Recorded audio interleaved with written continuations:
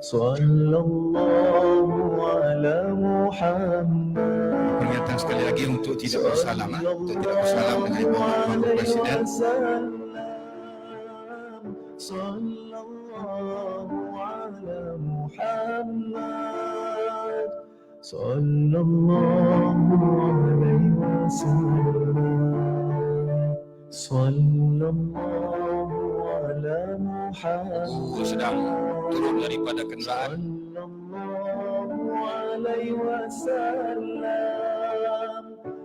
Usia yang sudah pun lebih 80 tahun, susu tubuh yang sudah imamah usia ini masih lagi kuat, jiwanya, rohnya, semangatnya, jihadnya untuk terus mencurahkan ilmu, mencurahkan pengalaman, memimpin gerakan, membimbing ummah menuju kepada kesatuan.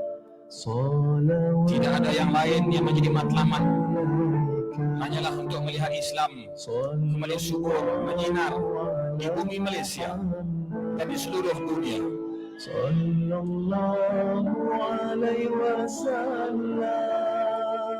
Sallallahu ala Muhammad. Sallallahu alaihi wasallam. Susu tubuh yang sudah tidak bermaya inilah yang digeruni oleh musuh. Walaupun musuh menyerang dengan berbagai sudut, tetapi Tuan Guru masih lagi bersama dengan kita pada hari ini. Dan kita sambut dengan lawangan takbir, takbir, takbir, takbir. Saya serahkan seterusnya majlis ini kepada Yang Berhormat Ustaz Hafiz Sabri untuk mempengurusikan slot khas tafsir Surah Ar-Rum bersama dengan Ijtima' Tarbawi Dewan Pemuda PAS Malaysia kali yang ke-10. Falyatafaddal mashkura.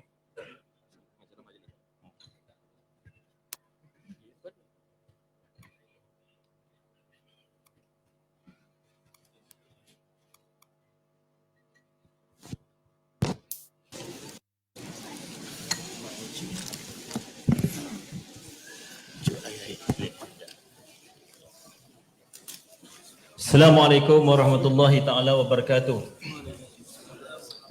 Bagi mendapatkan keberkatan dalam kuliah tafsir kita pada petang ini, marilah bersama kita memulai pengajian kita dengan Ummul Furqan Al-Fatihah. Bismillahirrahmanirrahim. Bismillahirrahmanirrahim. Alhamdulillahirabbil alamin arrahmanirrahim. Maliki yaumiddin. Iyyaka na'budu wa iyyaka nasta'in. Shiratal ladzina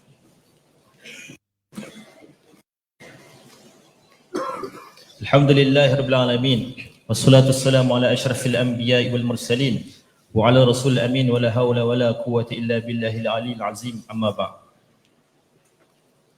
Yang kita raikan, kita kasih, yang kita hormati Murabbi Tan Sri Datuk Sri Tuan Guru Haji Abdul Hadi Awang selaku Presiden PAS dan juga merupakan Murabbi kepada kita semua yang akan menyampaikan kupasan kuliah tafsir Surah Ar-Rum yang dinanti-nantikan oleh kita semua pada petang ini, yang diraikan Yang Berhormat Fadil Ustaz Afnan selaku Ketua Pemuda PAS Malaysia, Fadil Ustaz Hanif Naib Ketua Pemuda PAS Malaysia, tidak selupakan saf pimpinan Pemuda PAS yang hadir pada hari ini, kepada Datuk Ustaz Azam Esko Kerajaan Negeri Kedah, Fadil Ustaz Sri Mat Daud selaku Esko Kerja Kelantan yang hadir pada petang ini untuk bersamakan hadiran Tuan Guru, dan kepada seluruh pimpinan, kepada seluruh para hadirin, para tetamu, para muslimin muslimat sekalian. Saudara sekalian, sebelum itu saya dimaklumkan oleh pihak Rustia untuk yang berada di belakang itu boleh hadir tampil ke depan lagi, kerana di depan ini masih lagi banyak ruang kosong. Tengok di belakang sana, sahabat kita penuh di depan pintu itu. Tuan-tuan boleh nganjak ke depan. Di depan ini masih lagi ada ruang kosong, depan sahabat kita, depan kursi kuning ini boleh juga diisi. Sebab tengok ada terlalu padat di belakang, dan supaya keadaan lebih selesa, dan di tengah-tengah ni pun boleh tuan-tuan duduk untuk mendapatkan ruang yang terbaik bagi mendengar kupasan tafsir pada Tuan Guru kita, insya-Allah. dan keduanya sudah dimaklumkan oleh Rusia supaya memaklumkan pada slide ini juga akan pada slide ini akan berjalan kutipan derma kali terakhir sebelum kita mengakhiri Ijtima' Tarawih kita pada hari ini untuk kita menampung kos-kos perjalanan Ijtima' Tarawih kita ini, dan ia memerlukan kos yang agak tinggi, dan saya mohon merayu kepada semua yang hadir pada hari ini sebelum habis kuliah Tok Guru pada petang ini, sesamalah kita memberikan sebanyak semangat yang masih ada di poket tuan-tuan dan puan-puan untuk memberikan kepada program ini, dan mudah Allah kira sebagai satu amal soleh yang besar di sisi Allah Ta'ala insya-Allah. Jadi mohon kepada pihak Rusia untuk boleh berjalan dalam masa yang ada ini untuk kita kutip derma ataupun buat kutipan derma kepada hadirat yang hadir pada petang ini. Hadirin sekalian, kita akan terus memulakan kuliah kita. Sebelum itu saya akan mukadimah terdahulu secara ringkas. Hadirin sekalian, kitab pembuku yang ada di tangan tuan-tuan inilah hasil daripada kuliah yang telah pun disampaikan oleh Tuan Guru Presiden kita di Masjid Rusila kurang lebih 48 tahun. Bermula tahun 1976 hinggalah ke tahun 2024. Daripada kuliah tersebut tuan-tuan telah pun 2 kali pusingan ataupun 2 kali khatam 30 juzuk Quran dalam kuliah tersebut, dan terkini sedang pusingan ketiga di Masjid Tok Guru di Kupas tentang tafsir ini. Dan hari ini tuan-tuan, kita beruntung sekali lagi setiap saban tahun Tuan Guru Presiden ayahanda kita Murabi kita hadir bersama dengan kita anak-anak muda ini bagi menyampaikan ilmu yang penting kepada kita semua berkenaan dengan tafsir yang telah pun dikupas oleh Tuan Guru di Masjid Rusila, yang telah pun dikumpulkan dalam satu kumpulan yang disebut sebagai Tafsir At-Tibyan.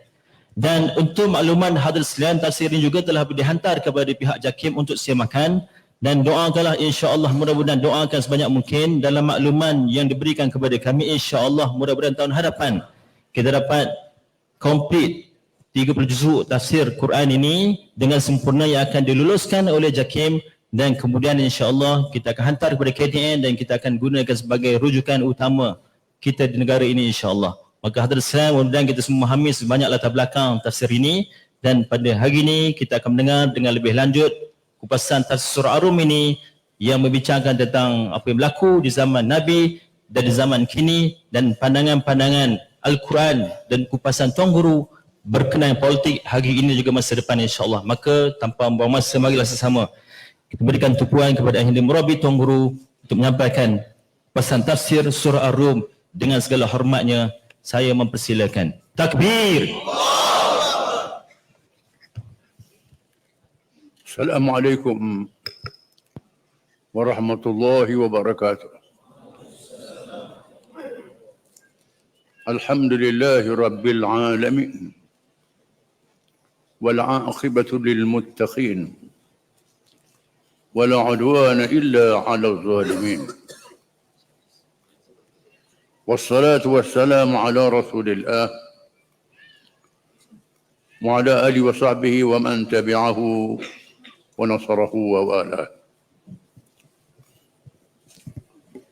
أعوذ بالله من الشيطان الرجيم.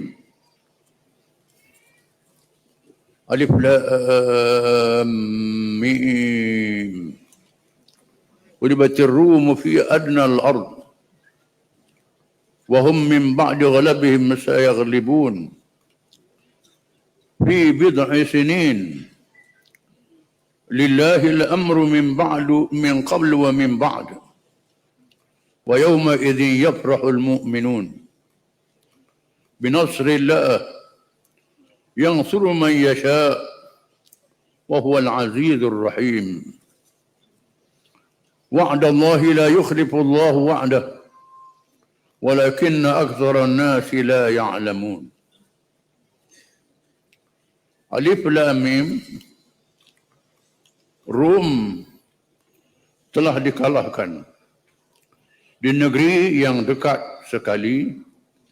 Setelah kalah, mereka akan mengalahkan lawannya. Dalam masa tidak sampai 10 tahun, kepada Allah dikembalikan segala urusan sebelum berlaku dan setelah berlaku. Dan pada ketika berlakunya kemenangan Rom itu, Orang-orang yang beriman akan bergembira dengan kemenangan yang diberi Allah. Dia memberi kemenangan kepada sesiapa yang dikehendakinya, dan hanya Dia Maha berkuasa lagi Maha mengasihani. Demikianlah dijanjikan Allah. Allah tidak pernah memungkiri janjinya, tetapi kebanyakan manusia tidak mengetahui hakikat sebenarnya. Ayat 1 hingga 6 sahaja.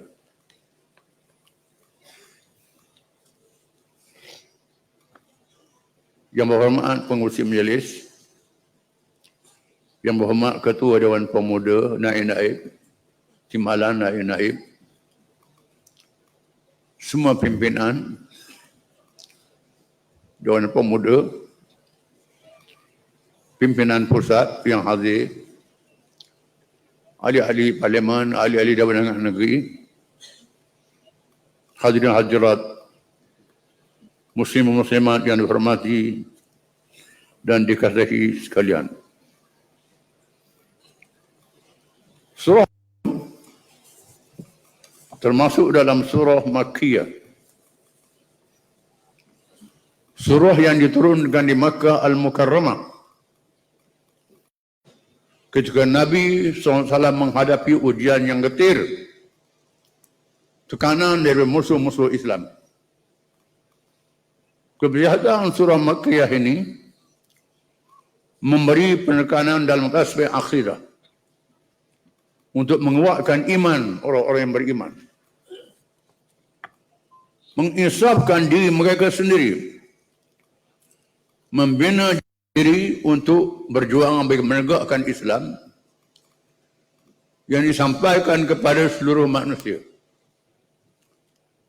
Kerana kedatangan Nabi Muhammad SAW untuk seluruh manusia, berbeza Rasul-Rasul sebelumnya diutuskan untuk kaumnya sahaja, negerinya sahaja, zamannya sahaja. Muhammad Nabi akhir zaman diutuskan untuk seluruh dunia. Maka dikurniakan keistimewaan yang banyak, sehingga begitu kelahirannya disebut oleh nabi-nabi yang terdahulu.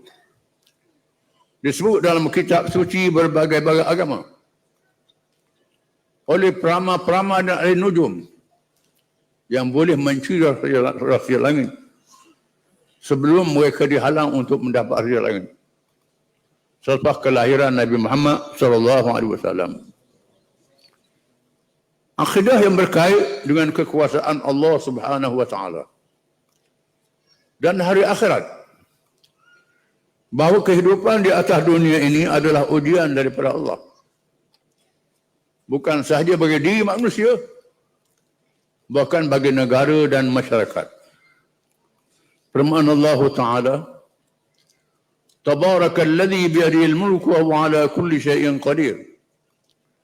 Alladzi khalaqal mauta wal hayata liyabluwakum ayyukum ahsanu amala wa huwal azizul ghafur.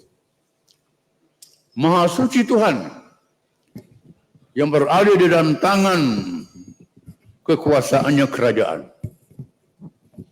Allah Ta'ala punya kerajaan yang besar, yang hebat. Dia maha berkuasa di atas tiap-tiap sesuatu. Dia menjadikan kamu kehidupan dunia untuk menguji kamu. Dan Allah itu maha berkuasa, maha perkasa lagi maha pengampun. Firman Allah Ta'ala, Qulillahumma malikal mulk, tu'til mulka man tasha, wa tanza'ul mulka mimman tasha, wa tu'izzu man tasha, wa tudillu man tasha, biyadikal khair, innaka ala kulli syai'in qadir. Katakanlah, wahai Tuhanku yang memiliki kerajaan, Engkau beri kerajaan kepada sesiapa yang Engkau kehendaki. Engkau cabutkan kerajaan daripada sesiapa yang Engkau kehendaki. Engkau muliakan sesiapa yang engkau kehendaki. Engkau hinakan sesiapa yang engkau kehendaki. Hanya ditanam dalam genggamanmu sahaja yang terbaik. Wahai Tuhan, Dia Maha berkuasa di atas tiap-tiap sesuatu. Sabda Nabi SAW, Inna Allah khasama bainakum akhlaqakum kama khasama bainakum arzaqakum. Inna Allah yu'ti ad-dunya liman yuhib wa man la yuhib. Wa la yu'ti ad-dina illa liman ahab. Wa man a'tahu Allah ad-dina faqad ahab. Allah Ta'ala membahagikan kalangan kamu perangai-perangai kamu. Sebagaimana Dia membahagikan rezeki-rezeki kamu. Allah mengurniakan dunia dan kemewahannya kepada sesiapa yang Dia kasih dan yang Dia tak kasih, yang Dia murka. Allah Ta'ala tidak memberi agama petunjuk Islam melainkan kepada orang yang Dia kasih. Barang siapa yang Allah beri kepadanya agama petunjuk Islam, menandakan dikasihi oleh Allah Subhanahu wa taala. Kekayaan harta benda Dia beri pada mereka yang beriman. Seperti Sayyidina Uthman, Abdul Rahman bin Auf dan lain-lain. Dia beri pada yang kafir, Qarun dan sebagainya. Kerajaan diberi pada Nabi Sulaiman, Nabi Daud alaihi salam.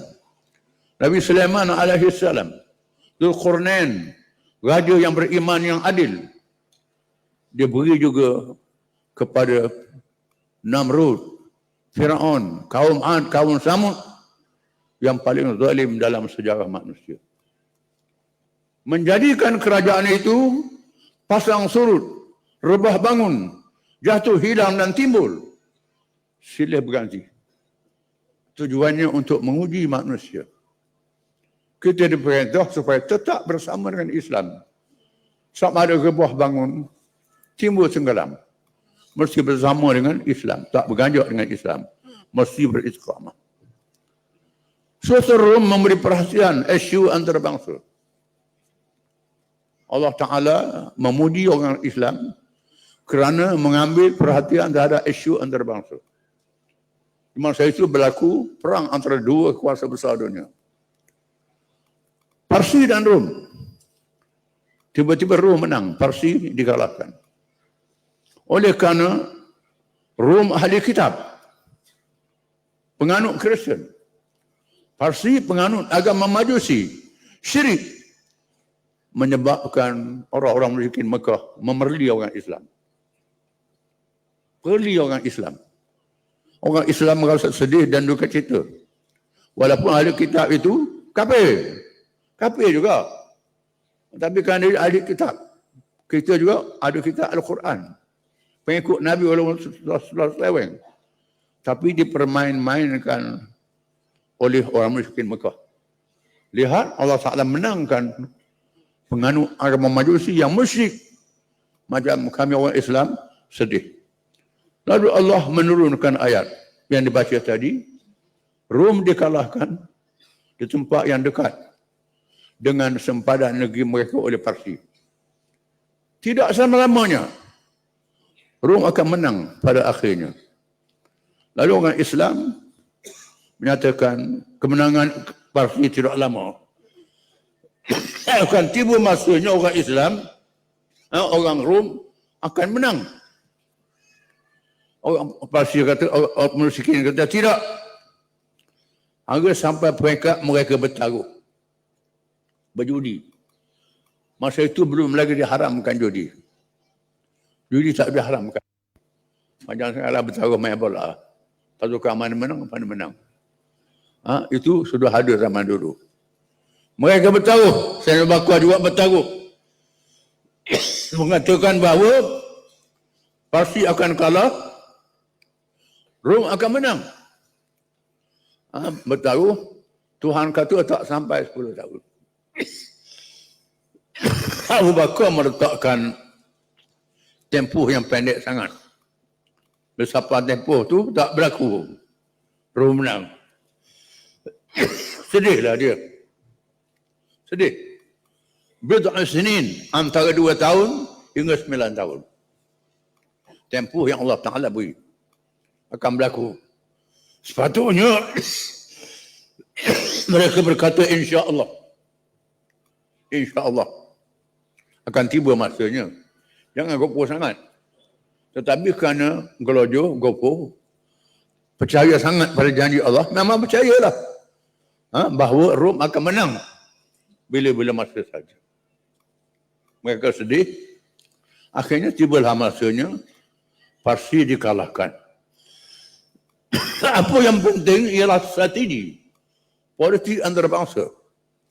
Dalam antarabangsa international relation, Islam memberi perhatian dalam masalah antarabangsa. Dilihat musuh yang lebih kejam dan musuh yang lebih ringan kekejamannya. Dibezakan. Kerana Majusi lebih kejam daripada Kristian ahli kitab. Bahkan apabila Nabi menghantar surat kepada Raja Parsi dan Raja Rom. Beza dua-dua raja ni. Nabi hantar surat kepada Raja Parsi. Utusan Nabi yang bawa surat itu dihina. Dikoyoknya surat Nabi. Raja Parsi. Ganah. Dikoyok surat Nabi, lalu Nabi bersabda, akan dia koyok kerajaan dia. Akan tiba kerajaan dia akan dikoyok. Ada pun Raja Rom, bila terima surat, dia panggil orang Mekah yang berniaga di Syam. Syam ialah ibu negara Rom Timur, Bizantin. Rom ada 2, ada Rom Itali, ada Rom Timur, Bizantin. Bizantin ni mazhab Ortodok. Yang Itali mazhab Katolik. Kristian dengan Kristian, dua-duanya. Dimaksud ni ialah Rom Timur. Kebetulan yang dipanggil ialah Abu Sufyan bin Harb radhiyallahu an. Pemimpin musyrikin Quraisy. Yang memimpin perang Uhud menentang Nabi. Mertua Nabi. Anak dia Hindun binti Abi Sufyan jadi isteri Nabi. Dia musuh Nabi. Cuma Abu Sufyan ni, dia jenis orang berniaga. Dia tak ambil tahu. Seksa orang Islam ke, cindah orang Islam, dia tak ambil tahu hal ni. Dia sibuk dengan berniaga saja. Sebab kita orang dah juga macam tu. Ada orang yang sibuk berniaga je. Dia tak ada orang Islam, ke berniaga dia je. Ini asalnya sikap Abu Sufyan. Raja Rom panggil Abu Sufyan. Tanya Abu Sufyan, betul ke ada orang di Mekah mengaku jadi Nabi? Kata Abu Sufyan, betul, ada. Ada, betul. Dia mengaku jadi Nabi. Dia bawa ajaran apa? Dia ajak supaya mengesahkan Tuhan. Menolak syirik, meninggalkan perkara yang keji. Zina, bunuh orang, makan bangkai dan sebagainya. Ajaran dia. Siapa yang ramai ikut dia? Kata Abu Sufyan, yang ramai ikut dia orang muda-muda. Orang muda-muda yang ramai ikut dia. Orang muda-muda yang mentah. Itu ramai ikut dia. Dan orang miskin yang ramai ikut dia. Lalu dia kata, haulai atba'ur rusul. Mereka itulah pengikut rasul-rasul zaman dahulu, kata Raja Rom. Bila dia cakap begitu, menyebabkan padri-padri dia bising. Bimbang, takut raja dia masuk Islam. Bimbang, takut raja masuk Islam. Akhirnya, raja mengatakan sebenarnya aku tak ikut Islam. Tetap dengan agama asal. Aku nak tengok kamu saja. Walaupun demikian, utusan Nabi dilayan dengan baik. Kerana menjadi adat masyarakat antarabangsa masa itu, melayan utusan, melayan mewakili kerajaan, termasuk kerajaan yang bermusuh. Parsi tak begitu, keras. Tindakannya sangat keras. Rom, tindakan dia mengikut ahli kitab. Lembut. Namun dengan kedua-duanya bermusuh. Allah Ta'ala jadikan tiba-tiba orang Parsi lebih awal masuk Islam daripada orang Rom. Berlaku apabila Raja Parsi menugaskan gubernur dari Yaman, Bazan. Gubernur nama Bazan. Supaya menyelidik siapa Muhammad ni. Bazan pun pergi ke Madinah. Dia tengok Nabi. Dia siap. Dia masuk Islam, bro. Bazan ni. Gubernur Parsi di Yaman masuk Islam. Dan dia balik ke Yaman. Dia berdakwah. Bazan ni ialah seorang sahabat lah. Dia berjumpa dengan Nabi radhiyallahu anhu. Dia dan keluarga dia, isteri dia masuk Islam, berdakwah. Bila Nabi wafat, berlakunya peristiwa riddah, murtad. Masyarakat Arab, kabilah Arab murtad. Termasuk di Yaman ada juga Tulah Al-Amsi, murtad. Bazan mempertahankan Islam dengan keluarga dia. Sehingga dia mati. Dia, anak-anak dan isteri dia berjaya membunuh pemimpin murtad. Al-Amsi. Oleh kerana itu, mengapa Yaman ni kuat sangat hubungan dengan Iran sampai hari ini. Ada sejarah dia. Tapi orang Arab pun tak baca sejarah. Mau pasal Syiah. Ni ada sejarah lama antara Yaman dengan Parsi. Kemudian, mereka lebih mudah masuk Islam dalam sejarahnya. Bila Islam menguasai Parsi dan Rum. Dua-dua tu mudah berlaku. Parsi lebih cepat. Bila selesai memerang, dan Nabi SAW menjanjikan bahawa Rum dan Parsi ini akan tumbang, Islam akan menang. Akan tiba masanya Islam akan menang, dijanji oleh Nabi SAW. Bukan sahaja disebut dalam Al-Quran, wa'adallahu alladhina amanu minkum wa amilu salihat yastalafannahum fil ard. Allah Ta'ala berjanji kepada mereka yang beriman mengerjakan amal soleh, mereka akan jadi pemimpin di atas dunia, di atas muka bumi. Kuminanna lahum dinahum alladhi irtada lahum. Allah Ta'ala jadikan Islam yang redha berkuasa memerintah. Berkuasa memerintah dan bertukar bila Islam memerintah, adil dan berlaku keamanan. Disebut dalam Al-Quran. Dan Nabi juga berjanji pada sahabat-sahabat dia, Islam akan menang. Antaranya janji Nabi kepada Suraqah bin Malik. Suraqah bin Malik, dia guru Nabi masa Nabi berhijrah. Nabi nak berhijrah Mekah ke Madinah, bersembunyi di Gua Sur. Dalam perjalanan itu, Suraqah memburu Nabi. Bila pemimpin Quraisy musyrikin menawarkan siapa yang boleh bunuh Muhammad, tangkap Muhammad, akan beri hadiah ratus-ratus ekor unta. Bila dengar hadiah besar, Suraqah pun mengintip. Jalan mana Nabi ni sembunyi.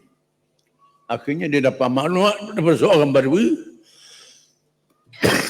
Nabi dan Abu Bakar dengan seorang pemandu dia, Abdullah bin Khuraitib. Seorang musyrik, pemandu jalan. Masa itu Nabi menggunakan tenaga orang bukan Islam untuk berhijrah, yang tahu jalan rahsia pergi ke Madinah. Baru dia beritahu, dia nampak ada 3 orang. Suraqah bin Malik pun menyediakan kuda dan senjata, tak ajak kawan, kan tak mau bagi hadiah. Kalau ajak kawan kan dapat hadiah, kena bagi pula. Dia nak dia seorang hadiah tu lah. Tamak aja. Dia kejar Nabi dalam perjalanan ke Mekah.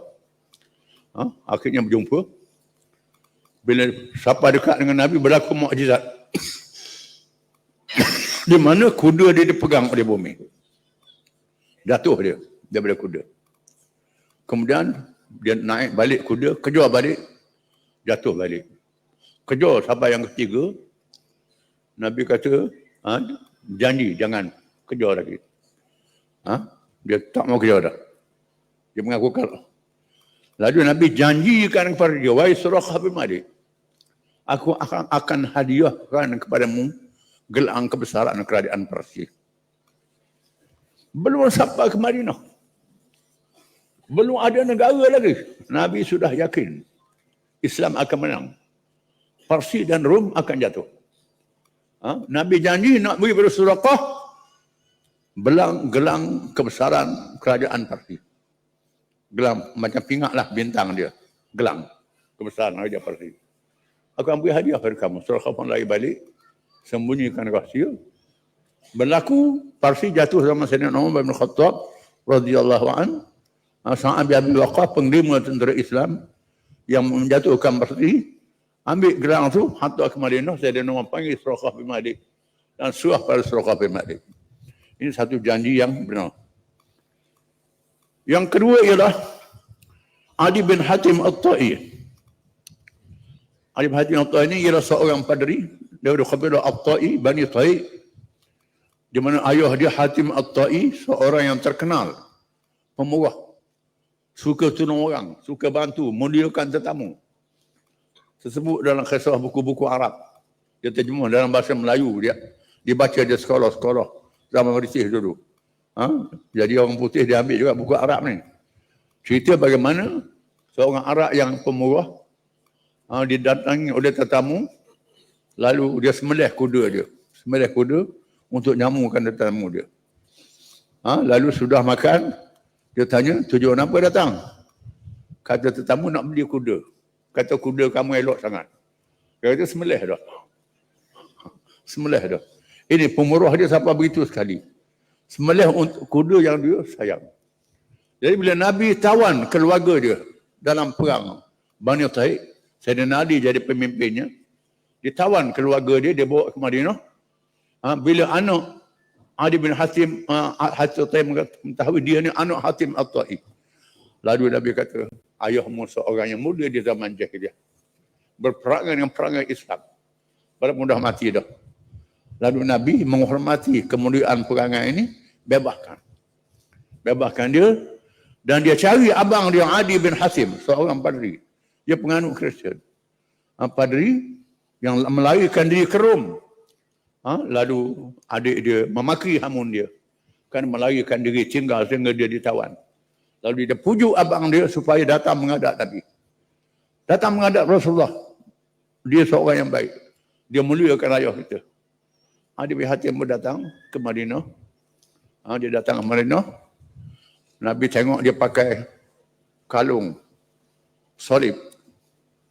Nabi baca, ittakhadhu ahbarahum wa ruhbanahum arbaban min dunillah.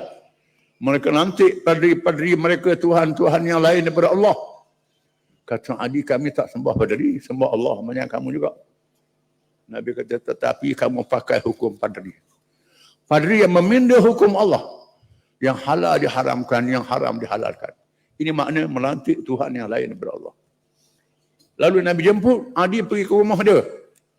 Sampai tengah jalan, seorang perempuan tua datang jumpa Nabi. Nabi layan perempuan tua ni. Lalu Adi bin Hatim berfikir, ini bukan raja ni.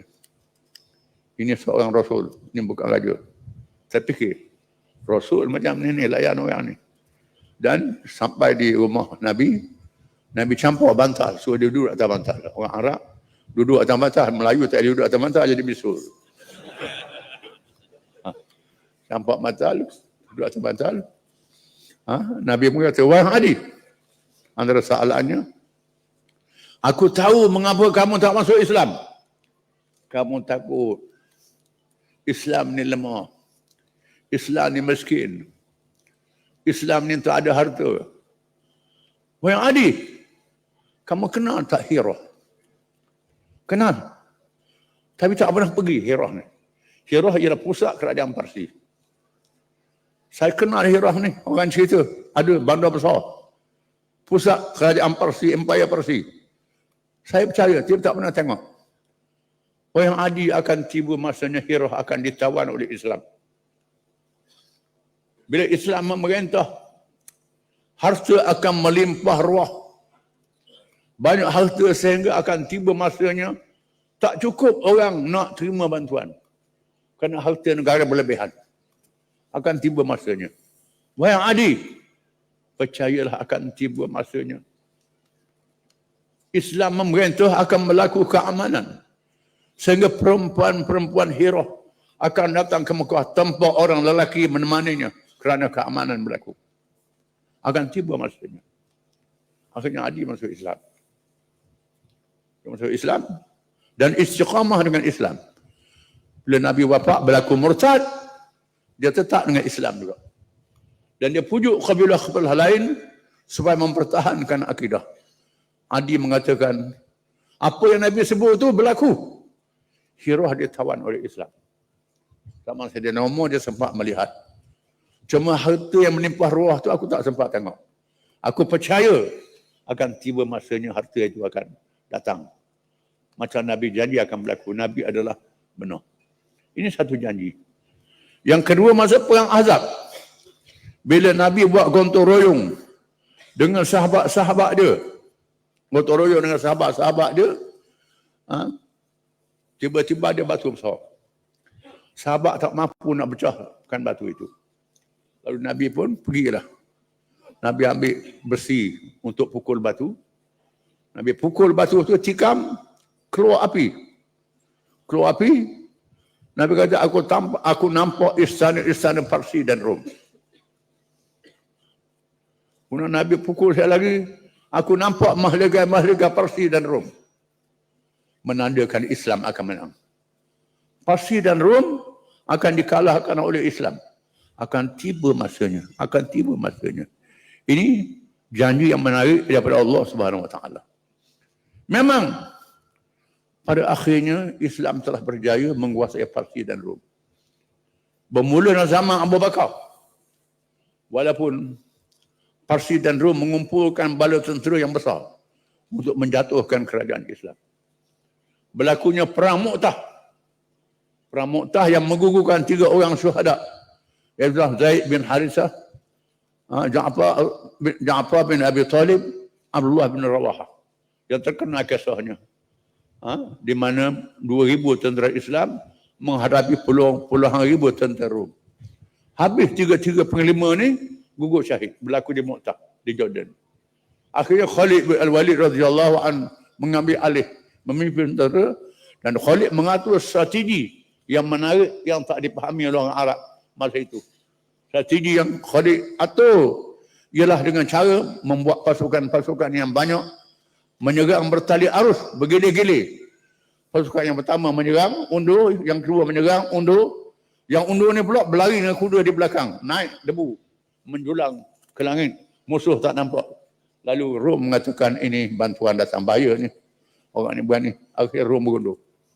Lalu mereka balik ke Madinah walaupun dimaki oleh orang-orang Madinah kerana pulang balik menyerah kalah. Nabi kata tak, mereka bukan pulang balik, mereka pergi kembali untuk berperang akan mencapai kemenangan. Ada pun Parsi yang menentang dia ialah Al-Musanna bin Harithah Asy-Syaibani, seorang penglima Bani Syaiban yang terkenal. Ada orang kata Musanna bin Harithah ni setarah dengan Khalid bin Walid. Seorang penglima yang hebat, yang pernah berjumpa dengan Nabi masa di Mekah. Nabi belum hijrah lagi. Ketika Nabi bertemu dengan pemimpin kabilah Arab, ajak pemimpin ini masuk Islam, serahkan negeri mereka untuk berhijrah, bagi menegakkan negara. Semua tak sanggup. Bani Amir mengatakan, kalau menang siapa jadi ketua? Siapa jadi ketua kalau Islam menang? Belum menang dah nak jadi ketua dah. Nak jadi pemimpin. Nabi kata, Allah yang menentukan siapa jadi pemimpin. Kalau menjatuh kami tak mau ikut.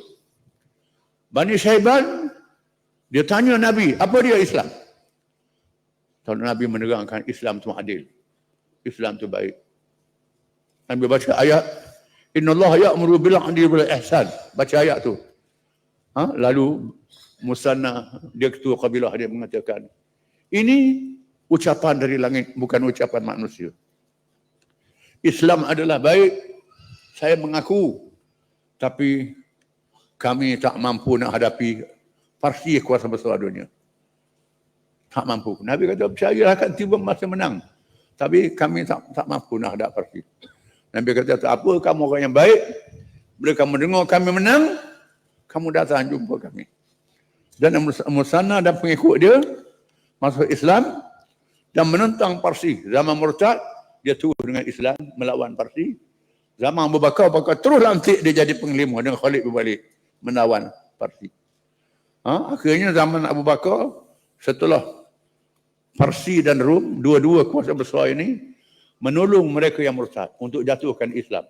Gagal, tak berjaya.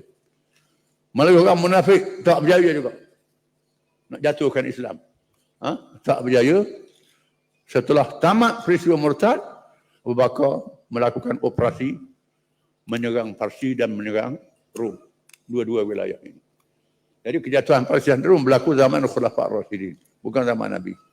Sebab itu Allah Ta'ala menjanjikan dalam ayat yang disebut tadi, bahawa semua bawah kuasa Allah Ta'ala.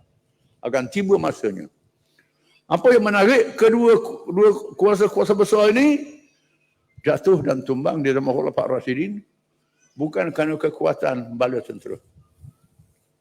Yang pertama, kerana kekuatan akhirah, kekuatan iman. Kekuatan iman. Yang kedua, membuat persediaan mengikut perintah Allah. Wa'iddu lahum mastata'tum min quwwah. Dan bersedialah kamu sekadar kemampuan kamu dengan kekuatan untuk menentang musuh. Allah Ta'ala suruh orang Islam menyediakan kekuatan sekadar kemampuan, bukan mesti sama dengan musuh. Walau musuh berlipat kali ganda lebih besar, tetapi kalau kita sedia kekuatan mengikut kemampuan kita, akidah kita kuat, percaya pada Allah kuat, akhlak kita baik, iman kita baik, perangai kita baik, datang pertolongan Allah. Walaupun jumlah musuh lebih ramai daripada kita, alat-alat dia lebih banyak daripada kita, persediaan senjata dia lebih daripada kita. Sayyidina Umar berpesan pada Sa'ad bin Abi Waqqas bila Al-Musanna gugur syahid dalam perang dengan Parsi. Al-Musanna yang bijak tadi gugur syahid. Lalu Sayyidina Umar atau Sa'ad bin Abi Waqqas jadi panglima. Sayyidina Umar bersiap pada Sa'ad bin Abi Waqqas. Wahai Sa'ad, usika wa man ma'aka minal ajnabi taqwallah fa inna ma nusirna bi maksiatil adu. Wahai Sa'ad, aku pesan padamu. Sa'ad ni sahabat 10. Sahabat besar. Sayyidina Umar pesan juga. Walaupun dia sudah alim, sudah tahu, dia beringat. Wahai Sa'ad, aku pesan pada kamu supaya bertakwa kepada Allah. Sesungguhnya kemenangan kita sebab maksiat dilakukan oleh musuh. Sekiranya kamu buat maksiat macam musuh juga, Allah tidak menolong kamu. Jumlah mereka lebih ramai daripada kamu. Senjata mereka lebih banyak daripada kamu. Persediaan mereka lebih lengkap daripada kamu. Tak ada pertolongan Allah, kamu akan dikalahkan. Wahai Sa'ad, ingatlah Bani Israel. Bani Israel adalah umat yang ada Nabi, ada Rasul. Mereka mengatakan mereka umat yang baik, tapi mereka mengerjakan maksiat. Mereka dihancurkan oleh Allah Ta'ala, merempak ke seluruh dunia. Jangan buat maksiat. Ini penting. Pekerja-pekerja Islam ni mereka taat pada Allah, tinggikan ketakwaan dia, kemudian buat persiapan mengikut kemampuan yang diperintah oleh Allah Ta'ala. Kemampuan kita bukan sama dengan musuh, tetapi keikhlasan kita. Keikhlasan kita. Kalau kita mampu bagi sejuta, sejuta lah. Mampu bagi RM10, RM10. Ni kita mampu bagi 10 juta, bagi sejuta. Kita orang miskin tengok, oh banyak, dia bagi ni sejuta. Banyak, tapi sebenarnya dia menipu. Kemampuan dia lebih pada itu lagi. Di mana orang Islam mesti mengikut kemampuan dia dengan ikhlas. Dia mampu banyak mana, tunaikan kemampuan dia dengan ikhlas. Allah Ta'ala tahu. Kalau orang Islam buat persediaan mengikut kemampuan dia dengan ikhlas, kemudian dia bertakwa kepada Allah Ta'ala, akan datang pertolongan Allah Ta'ala, memberi kemenangan kepada Islam. Ini akan berlaku. Kemenangan kepada Islam. Walaupun jumlah tentera musuh berlipat kali ganda. Apa yang menarik, kekalahan musuh-musuh kuasa besar ni, sama ada Parsi dan Rom, sama saja. Kerana Islam itu adil. Islam bila menang, adil. Bila berperang, adil. Adapun mereka bila berperang, zalim, melampau. Ini berlaku. Allah Ta'ala perintah kepada orang Islam. Wa qatilu fi sabilillah alladhina yuqatilunakum wa la ta'tadu innallaha la yuhibbul mu'tadin. Perangilah jalan Allah akan mereka yang memerangi kamu. Jangan kamu melampaui batas. Allah Ta'ala tidak mengasihi orang yang melampaui batas. Nabi panggil sahabat-sahabat, penglima-penglima, bila kamu berperang, jangan melampau. Jangan bunuh kanak-kanak. Jangan bunuh perempuan. Jangan bunuh orang tua. Jangan bunuh padri-padri di rumah-rumah ibadat. Jangan bunuh. Jangan bunuh pekerja-pekerja ladang. Petani-petani. Jangan bunuh orang awam. Jangan bunuh. Tak dibenarkan. Jangan cincangkan musuh yang sudah mati. Layan tawanan perang dengan sebaik-baiknya. Ini pesanan Nabi. Tawanan perang mesti dilayan dengan baik. Diberi makanan yang cukup. Dijaga kesihatan dia. Inilah yang berlaku pada sahabat-sahabat kita di Gaza. Hamas. Di mana Hamas berperang 7 sasaran tentera saja. Tawanan-tawanan Yahudi dilayan dengan baik. Diberi kerawatan kesihatan. Dijaga kebersihan dia. Ada beberapa orang yang dibebaskan balik ke Israel, cerita pada media dia. Media siap berita ni. Menyebabkan ahli-ahli polisi Israel sangat marah. Dan tersabar di negara barat, di Amerika, di Eropah. Orang Islam layan baik. Berbeza dengan Israel. Israel bunuh kanak-kanak, bunuh orang tua, serang hospital, serang sekolah, serang rumah ibadat. Kubur pun serang. Menyebabkan masyarakat barat bangkit menentang anti-Israel. Ini berlaku. Ini kerana orang Islam menunjukkan sifat yang mulia. Bila menang pula, tak balas dendam. Tak balas dendam bila menang. Tak balas dendam. Tak ada musuh. Tawanan dilayan dengan baik. Tak balas dendam.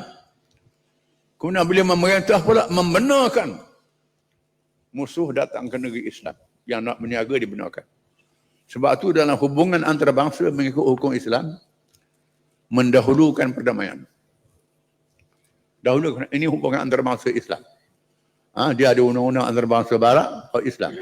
Islam kita hubungan antarabangsa ni dahulukan perdamaian. Kita boleh berniaga dengan orang bukan Islam di negara yang tak ada hubungan diplomatik dengan negara kita. Dibenarkan mengikut hukum syarak. Kalau ada negara tu musuh berperang dengan kita, tak ada hubungan diplomatik, mengikut adat dunia, tak boleh lah. Islam boleh membenarkan. Orang bukan Islam, rakyat di negara yang berperang dengan kita, tak ada hubungan diplomatik, datang berniaga ke negeri Islam. Dia beri keamanan, al-mu'amman, al-musta'minun dia panggil. Al-mu'ahad. Ada perjanjian, datang ke negeri kita, ada visa. Beri kebenaran. Ini rahsia bila dia masuk ke negeri Islam, dia tengok orang Islam baik, orang Islam adil, orang Islam tak menipu. Orang Islam tak rasuah. Berlaku keamanan. Bukan macam sekarang lah. Sekarang lain cerita masa itu. Bila dia lihat, dia balik cerita kepada rakyat negeri dia. Ini menyebabkan Parsi dan Rom takut. Kalau Islam ni menang berkuasa, ini bahaya. Boleh mempengaruhi rakyat. Ini yang berlaku. Dia takut. Parsi dan Rom takut. Bahkan diriwayatkan dalam sejarah, bila Parsi hampir-hampir nak jatuh, Raja Parsi hantar utusan ke negeri Cina. Ke negeri Cina atau utusan. Beritahu ke negeri Cina, kamu kena bantu Parsi ini untuk lawan orang Islam. Kalau kamu tak bantu, kami jatuh, Islam akan masuk negeri kamu. Raja Cina tanya orang Islam, apa dia buat bila dia menang? Bila dia takluk, dia buat apa? Dia ceritalah. Dia merentah, dia bagi tanah. Zaman tu zaman feodal. Zaman feodal ni, tanah milik tuan tanah orang kaya saja. Petani-petani jadi pekerja. Bila Islam memerintah, tanah-tanah yang peninggalan musuh-musuh ni, dibahagi pada orang Islam dan bukan Islam. Orang Islam, hasil dia keluar zakat. Orang bukan Islam, hasil dia keluar kharaj. Kharaj ni cukai tanah. Kharaj. Orang Islam kena zakat fitrah. Orang bukan Islam, jizyah. Cukai keselamatan. Itu berlaku. Dan cukai orang bukan Islam boleh dihapuskan. Kerana cukai ini bukan ibadat. Adapun zakat, ibadat tak boleh hapus. Ini beza. Orang Islam pula macam tu.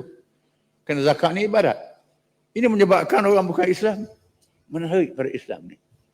Itu sebabnya mereka terima Islam. Kemudian hukum hudud, hukum qisas boleh dilaksanakan. Berlaku keamanan. Keamanan berlaku. Bukan banyak orang kudung, banyak kena kerak tangan, banyak kena. Dia fikir bila laksana hukum hudud ni, ribu-ribu orang kena potong tangan, orang beribu curi, nak suruh potong tangan. Itu satu pendekatan yang salah. Apa yang berlaku ialah nakalan min Allah, cegahan daripada Allah. Berlaku keamanan. Dia masuk negeri Islam, dia tengok Islam ni aman. Dengan sebab itulah pedagang-pedagang bukan Islam datang ke negeri Islam begitu ramai jumlahnya, sehingga Islam menguasai laut Mediterranean, menguasai lautan Hindi, menguasai Asia Tengah. Asia Tengah dilalui oleh Islam, menyebabkan penduduk dia masuk Islam. Jalan perniagaan ni orang Islam kuasa. Maka berlakulah pengembaraan Marco Polo, Vasco da Gama dan lain-lain lagi untuk mereka jalan pintas untuk melawan orang Islam dalam ekonomi. Dia lawan orang Islam dalam ekonomi, betul lawan dalam politik, lawan dalam ketenteraan. Jatuh ke Islam. Itu cerita lain. Asalnya Islam menguasai semua kerana sifat adil dia. Baik Islam ni. Bahkan dinyatakan oleh Rubai bin Amir. Rubai bin Amir ialah utusan khas Sa'ad bin Abi Waqqas berjumpa dengan Rustam, pengerima tentera Parsi. Rustam menawarkan pada orang Islam, kamu tak payah seranglah negeri kami.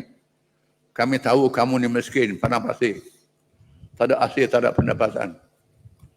Kami boleh hantar nak buat gandum berapa banyak setahun, kami boleh hantar bantu. Kita ramai saja. Rubai Ahmad kata, Allahu ba'athana linukhrija man syaa min ibadatil ibad ila ibadatillah wa min jawril adyan ila adlil Islam wa min dhiqid dunya ila si'atid dunya wal akhirah. Allah Ta'ala yang menghantar kami ke sini untuk mengajak manusia daripada mengabdikan diri kepada sesama makhluk kepada mengabdikan diri kepada Allah sahaja. Daripada ajaran-ajaran agama, fahaman yang zalim, pada Islam yang adil. Daripada dunia yang sempit, wawasan yang luas pada dunia sehingga akhirat. Ini ajaran kami. Kami ajak ini saja. Sama ada kamu terima Islam, kamu jadi saudara kami, ataupun kamu tunduk di bawah kerajaan Islam. Jadi saudara kami, saudara kemanusiaan. Tunduk bawah kerajaan Islam, bersama dengan kami, tunduk. Bayar, orang Islam bayar zakat, membayar kharat, tunduk. Tak ada masalah. Aman. Kalau kamu tak mahu yang kedua ni, maka perang. Allah yang menentukan sama ada kami menang ataupun kami kalah. Khalid bin Walid kata, kami datang ke negeri kamu bersama orang-orang yang cintakan mati. Macam kamu cintakan hidup. Jaga kami ni orang nak mati ni. Mari ni nak mati syahid. Kamu nak hidup. Itu beza. Orang Islam ni. Jangan. Sebab tu Putin, Presiden Rusia, dia komen bila Amerika tolong Israel dalam perang dengan lain-lain, kamu pergi perang orang yang nak mati. Mungkin lawan orang Islam yang nak mati. Pergilah lawan. Putin pun tahu. Kita orang Islam pun tak tahu. Salah ini. Itu. Jadi orang Islam ni begitu. Raja Rom selepas tentera Islam dapat mengalahkan dia, tentera dia yang besar. 80 kali ganda tentera dia, 70 kali ganda. Boleh kalah lawan tentera Islam. Kemudian dia berundur ke Constantinople. Pusat kerajaan Rom Byzantin yang terakhir. Dia hantar spy dia pergi tengok negeri-negeri Islam yang ditakluk oleh orang Islam. Supaya dia balik cerita betul apa yang berlaku. Orang Islam ni, kalau dia merentah, dia adil. Kalau anak raja dia mencuri, dia potong tangan. Anak raja mencuri, potong tangan. Adil terhadap semua. Ini. Kerana ini bukan cakap saja Quran. Firman Allah Ta'ala, ya ayyuhallazina amanu kunu qawwamina bil qist walau ala anfusikum. Wahai orang yang beriman, Jadilah kamu orang yang menegakkan keadilan. Syuhada ala nas. Menjadi saksi pada seluruh manusia. Allah Ta'ala suruh. Walau ala anfusikum, walaupun terhadap diri kamu sendiri. Terhadap keluarga kamu, anak kamu, waris kamu, mesti berlaku adil. Walaupun manusia ala Allah ta'dilu. Wala yamanakum sana'anu qaumin ala Allah ta'dilu. Jangan dengan sebab kamu benci pada suatu kaum, bermusuh kamu tak adil. Tak boleh. Walaupun terhadap musuh kena adil. Dalam peperangan pun kena adil. Ini diajar oleh Islam. Dan Islam beramal sungguh-sungguh. Sebab tu dalam undang-undang perang Islam, bila tentera Islam ceroboh negeri bukan Islam, menyebabkan ada kematian, kerosakan, melampaui batas, dibayar ganti rugi. Baik, tak ada mahkamah antarabangsa pun. Wajib. Bila Nabi tugaskan Khalid bin Walid menyerang Bani Juzaimah, masa Fathu Makkah. Tiba-tiba Khalid pergi bunuh tawanan perang. Rosakkan harta-harta dia. Lalu Abdullah bin Umar balik lapor ke Rasulullah. Khalid buat salah ni. Bunuh tawanan, rosakkan harta. Lalu Nabi mengadu kepada Allah Ta'ala. Apa yang Khalid buat ni? Salah. Abraham bin Umar marah pada Khalid Walid. Mu timbul balik cerita zaman jahiliah dulu mu kelahi dengan orang Bani Juzaimah, nak balas dendam. Kelahi antara Khalid dengan Abraham bin Auf. Nabi suruh dia kenal. Lalu Nabi utus Sayyidina Ali pergi ke kampung Bani Juzaimah, bayar diat kepada keluarga mangsa dan ganti barang-barang yang dirosakkan, termasuk bekas minum anjing. Anjing ni mazhab Syafi'i, Najis Mukallaf dah. Tak ke mazhab dah. Beri ganti, bekas minum anjing mengganti. Ini adanya Islam. Jadi Raja Rom, bila spy dia beritahu ke dia, tuan-tuan orang Islam ni adil sungguh, baik. Baik. Orang dia pula kuat beribadat. Fursanun fin nahar, ruhbanun fil lail. Mereka adalah pahlawan-pahlawan gagah berani di siang hari dan ahli-ahli ibadat yang kuat di waktu malam. Waktu malam kuat ibadat. Siang hari mereka pahlawan gagah berani. Ini orang Islam. Itu. Kita malam pun tidur, siang pun tidur. Macam mana nak lawan? Ini dia. Lalu Raja Rom kata, kalau macam tu tak ada harapan kita balik. Memang tak ada harapan kita balik lah. Tak ada harapan. Sampai hari ini, Palestin, Syria, termasuk Mesir. Mesir. Wilayah Rom itu. Sampai sekarang. Asal dia bukan orang Arab, orang Qibti. Bahasa dia sendiri. Buang bahasa dia jadi bahasa Arab. Mengaku dia Arab pula. Termasuk utara Afrika, termasuk Sudan, orang Afrika. Cakap Arab. Ikut Islam, cakap Arab. Bahasa dia tinggal bahasa asal. Sebab begitu. Mereka masuk Islam. Ini pengaruh adil daripada Islam. Bukan sezaman Nabi. Zaman Khulafa' Ar-Rasyidin. Zaman Sayyidina Umar radhiyallahu anhu, apabila anak Gubernur Mesir Amr bin As berlomba kuda dengan orang Qibti, tiba-tiba orang Qibti menang, pemuda Qibti menang dalam lomba kuda. Kerana dia, kalau dia nak marah, dia tamparnya pemuda Qibti itu. Kamu tak tahu aku ni anak Gubernur, anak Ibnul Akramin. Banyak sekarang lah kalau main golf, dia kena buat kalah lah. Lawan hak besar-besar tu. Itu. Cara dia macam tu. Kena buat kalah. Kalau lawan hak besar-besar, sultan ke, lawan menteri ke, main golf kena buat kalah. Yang menang. Kalau menang, malu dia marah. Tak dapat projek. Itu dia. Kemudian, orang Qibti ni geram. Bila anak dia kena pukul, datang ke Madinah. Jumpa Khalifah Umar, Amirul Mukminin. Anak saya dipukul oleh anak Gubernur Amr bin As. Amr bin As. Kerana dia menang lomba kuda. Lalu Amr bin As, saya dan Umar tulis surat pada Amr bin As. Dia Mesir. Dia datang ke Madinah, bawa anak dia sekali. Jauh Mesir ni bukan ada kapal terbang macam sekarang. Jauh. Bulan perjalanan. Dia bawa datang anak dia ke Mesir, menghadap ke Madinah, menghadap Sayyidina Umar. Lalu Syekh Mutin mengadu apa yang berlaku pada dia.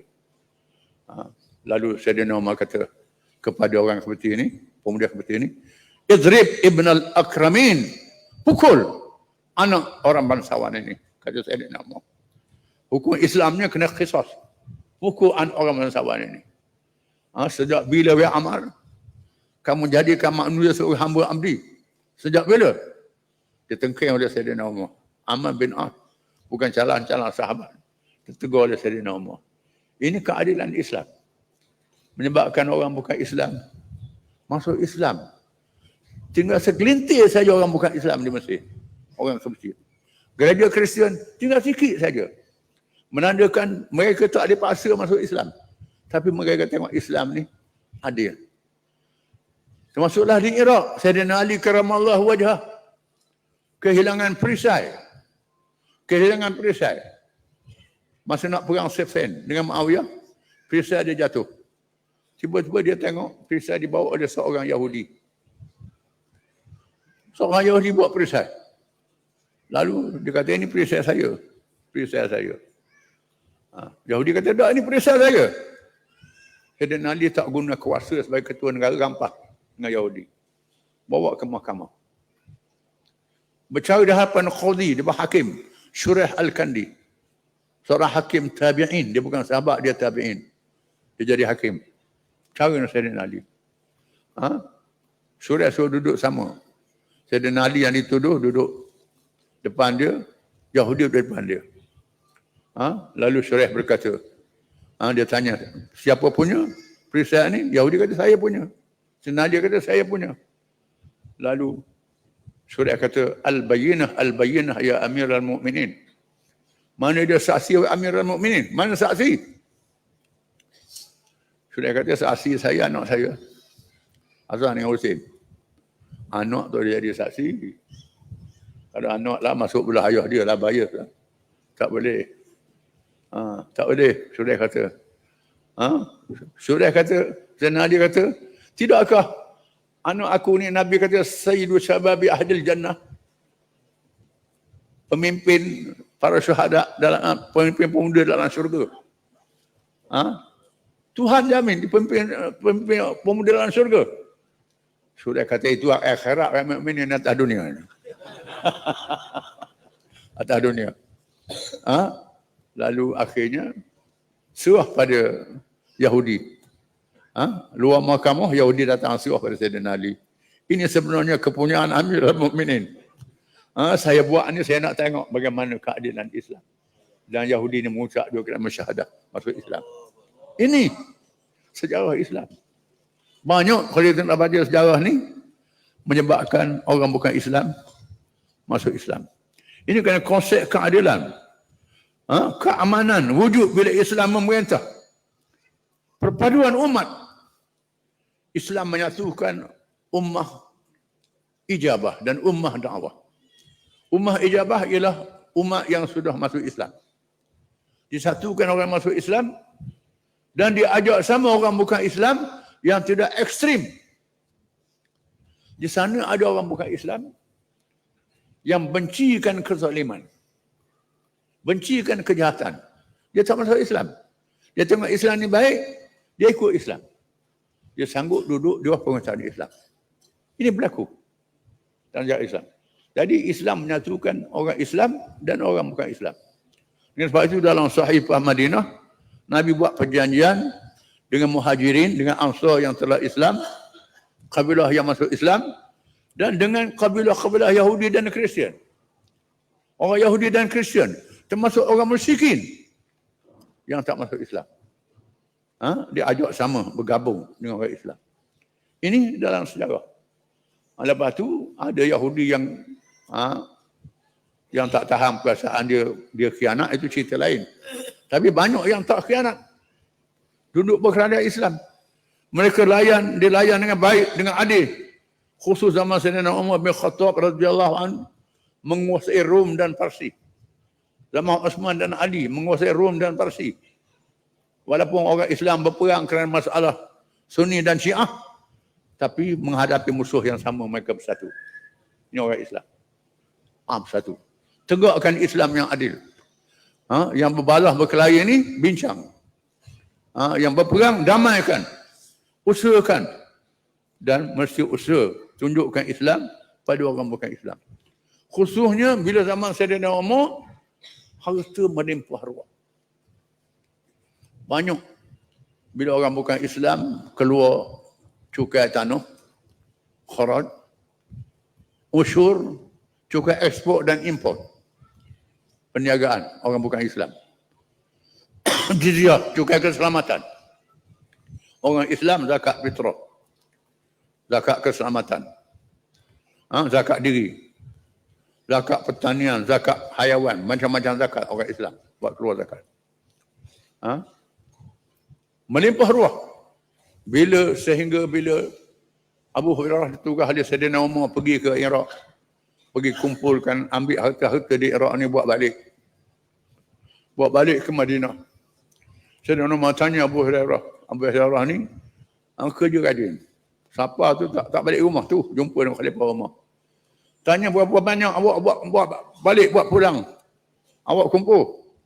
Abu Hurairah kata, saya buat pulang 100,000 dinar, 100,000 dinar, 100,000 dinar, 100,000 dinar, 100,000 dinar, sampai habis nafas. Masa itu dah ada 1 juta lagi. Orang Islam tak kenal. Bilion, triliun ni tak ada. Macam tahu cara orang putih sepatah dua pergi England. Berapa? $1. $1 10 kali sebut. Kena $100 kan habis nafas. Sebut 1 kali. Ini. Abang Allah sebut. Saya nak kata kamu pulang. Mau tidur dulu. Mari datang pergi esok. Saya nak mau tanya, jawab dia sama. 100,000 dinar, 100,000 dinar. Lalu saya ada nombor kata, banyak sangat kita nak buat macam mana? Nak pakai timbang ke sukat? Saya ada nombor pun tak tahu. Lalu seorang sahabat yang berpengalaman dengan pentadbiran Parsi dan Rom, kuasa besar dunia. Kuasa besar dunia ni, dia buat buku kira-kira. Ada buku keuangan dia. Jumlah mengikut tambah angka buku keuangan dia. Ikut harta tu. Kemudian dia buat sistem pemberian, sistem gaji. Ada sistem. Saya ada nombor pun, suruh Tadwinud Dawawin, dia panggil. Tadwinud Dawawin ialah menyediakan buku kira-kira. Ada Baitul Mal, Tadwinud Dawawin. Kemudian zaman Nabi dan Abu Bakar, Taswiyatul Atha. Kesesamaan pemberian imbuhan gaji dan pencen. Di mana gaji hakim dengan imbuhan pada jaga sama. Sama banyak. Dengan kerani sama. Harta tak banyak masa tu. Jadi Tok Hakim, kerani dia, pembantu dia sama je gaji. Zaman Nabi zaman Bakar. Zaman Sayyidina Umar gunakan taqsimul ata. Bahagikan pemberian mengikut kelas. Mengikut taraf. Orang yang masuk Islam sebelum pembukaan Mekah, dia beri mahal pada orang lain. Orang ahli Badar, dia beri mahal pada orang lain. Orang masuk Islam lepas pembukaan Mekah, dia beri kurang pada orang lain. Lalu puak-puak yang masuk Islam kemudian ni protes depan Sayyidina Umar. Protes juga. Tunjuk perasaan dah Sayyidina Umar. Sayyidina Umar kata, tidakkah kamu dulu kamu perang dengan Nabi? Lawan Nabi. Hak ni berjuang dengan Nabi. Yang masuk Islam awal ni, kamu perang dengan Nabi baru masuk Islam kemudian ni. Itu aku bezakan. Senyap mereka tak terjawab. Kemudian isteri Nabi dibahagikan pencen, dia panggil atak. Tiba-tiba beri pada Aisyah lebih pada orang lain. Beri pada Aisyah. Lalu isteri yang lain bermesyuarat, berjumpa dengan Hafsah anak Sayyidina Umar. Macam mana ni ayahmu ni? Bagi tak adil beri Aisyah banyak pada orang lain. Suruh Hafsah pergi mengadu ke ayah dia. Sayyidina Umar. Hafsah berjumpa dengan Sayyidina Umar. Sayyidina Umar kata, kalau ayahmu macam Abu Bakar, aku beri sama. Abu Bakar ni jasa pada Islam sangat besar. Bukan macam aku. Bukan macam ayahmu. Kerana jasa dia besar, aku beri lebih pada dia. Lalu Aisyah mengundurkan diri. Sama dengan pendapatan orang lain. Ada pencen. Termasuklah orang bukan Islam. Yang minta sedekah orang tua, yang Yahudi minta sedekah. Sayyidina Umar tengok, oh kesian, masa kamu muda kami ambil cukai. Bila kamu tua kami biarkan. Sayyidina Umar suruh beri peruntukan pada dia. Rakyat pun ada pension, sebab begitu. Zaman harta melimpah buah. Yang paling hebatnya zaman Umar bin Abdul Aziz. Sehingga dibagi 8 asnaf zakat tu, masih banyak lagi zakat yang ada. Habis. Fakir miskin habis. Orang musafir bagi ke orang ni. Bagi habis. Masih ada lagi zakat. Lalu Sayyidina Khalifah Umar Aziz beristihad. Supaya beri kepada pemuda-pemuda yang tak kahwin. Kerana tak ada harta. Diberi zakat. Ditambah bagian zakat. Jadi 9. Ini termasuk ijtihad. Umar bin Aziz juga ada ulama mujtahid. Bukan mazhab Syafi'i. Dalam Islam ni bukan Syafi'i, Hanafi, Hambali, Maliki je. Mazhab Umar bin Aziz, mazhab Hasan Basri, mazhab Ibn Sirin, mazhab sahabat, mazhab tabi'in. Dalam mazhab ada mazhab Syafi'i, dalam tadi Imam Nawawi, pandangan dia lain. Dalam mazhab Hanafi ada mazhab dalam mazhab Hanafi. Dalam mazhab Hambali ada Ibn Taimiyah. Mazhab dalam mazhab ada. Ini khilaf mazhab. Kerana masalah-masalah yang berbeza yang disebutkan tadi. Maka timbullah ijtihad yang berbeza. Kita kena faham. Jadi orang yang mengaji agama ni kena tafaqquh fid din. Tafaqquh ni memahami ajaran Islam, mengaji dengan faham. Jangan mengaji dengan tak faham. Mengaji hukum dan mengaji masyarakat. Mengaji sejarah. Kena mengaji. Kalau mengaji hukum saja, duduk main satu mazhab balak. Berlawan mazhab ni betul, mazhab ni salah. Ini dia. Ini kena tafaqquh fid din. Ini berlaku. Jadi sebab itu Islam ni berjaya kerana dapat menangani masalah kemanusiaan dengan berjaya. Kerana setiap zaman masih berlaku islah dan tajrid. Yang jadi masalahnya kejatuhan orang Islam. Kejatuhan berlaku bila orang Islam jahil agama dia sendiri. Kerana raja-raja yang zalim. Ulama-ulama banyak yang mengaku kerajaan. Yang tak mengaku, dia jarang saja. Yang tak mengaku inilah ada mazhab-mazhab dia. Yang mengaku, tak ada mazhab dia. Menyebabkan hukum Islam jadi celaru, akhirnya orang tak berani nak belajar agama. Menyebabkan berlaku kejahilan dalam masyarakat. Lepas tu, perpecahan kalangan orang Islam. Berlaku pecah mazhab. Bukan saja mazhab politik, Sunni, Syiah dan Khawarij, termasuk mazhab akidah, Salafi dan Khalafi, termasuk mazhab fiqh, mazhab syariat, Syafi'i, Hanafi, Hambali, Maliki, termasuklah mazhab tasawuf, tarikat berlawan. Sama mazhab ini. Ini berlaku zaman kejahilan. Kemudian berlaku pula perkauman. Bahasa Turki, bahasa Arab, bahasa Afghan, bahasa ini berlaku. Menyebabkan orang Islam berpecah. Berkelahi dalam masalah-masalah khilafiyah. Bukan sahaja di negara Arab, termasuk negeri kita pun. Ada kaum tua, ada kaum muda. Balah pasal beduk. Genar raya tu. Ada puak kata, genar raya beduk ni tak ada zaman Nabi. Pakai beduk bid'ah. Ada puak kata, tak, kena pakai beduk nak tahu waktu semayang. Bang orang tak dengar, pukul beduk. Yang ni kata bid'ah, yang ni kata tak boleh pakai. Yang kata tak boleh pakai ni pergi curi beduk pada tengah malam. Kelahi pasal beduk, negeri orang putih takluk. Negeri Siam takluk. Sebab pasal masalah-masalah khilafiyah. Ini berlaku. Masalah kaum berlaku pula antara kaum Turki, kaum Arab dan sebagainya. Mereka berjaya melagakan berlakunya perang proksi. Perang proksi antara sama-sama Islam. Di mana Lawrence of Arabia membantu mazhab Wahabi. McMahon bantu Syarif Hussein. Yang ini mazhab Wahabi, yang ini mazhab Asy'ariyah Maturidiyah. Bantu. Kemudian Safawi pula, kerajaan Safawi, mazhab Imamiyah, Syiah. Di Yaman mazhab Zaidiyah, Syiah juga. Turki mazhab Hanafi, Ahli Sunnah, Maturidiyah. Perang Osmaniyah dengan Iran, perang Osmaniyah dengan Yaman kerana khilaf mazhab. Ini berlaku.